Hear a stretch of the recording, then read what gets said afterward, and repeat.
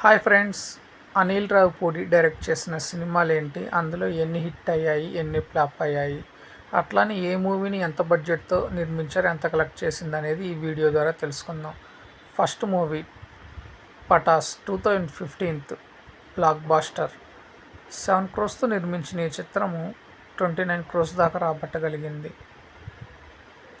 Second movie Supreme 2016లో super హిట్గా నిలిచింది. ఈ చిత్రము 15 క్రోస్తో నిర్మిస్తే 44 క్రోస్ దాకా వచ్చింది.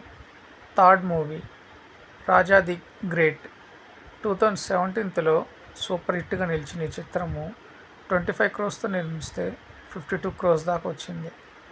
ఫోర్త్ మూవీ F2 2019లో బ్లాక్ బాస్టర్గా నిలిచిన ఈ చిత్రము 30 క్రోస్తో నిర్మించారు. 140 క్రోస్ దాకా రాబట్టగలిగింది.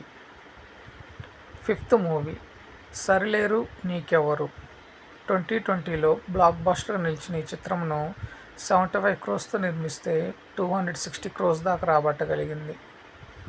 సిక్స్త్ మూవీ F3 2022లో సూపర్ హిట్గా నిలిచిన ఈ చిత్రము 60 క్రోస్తో నిర్మించారు. 125 క్రోస్ దాకా రాబట్టగలిగింది.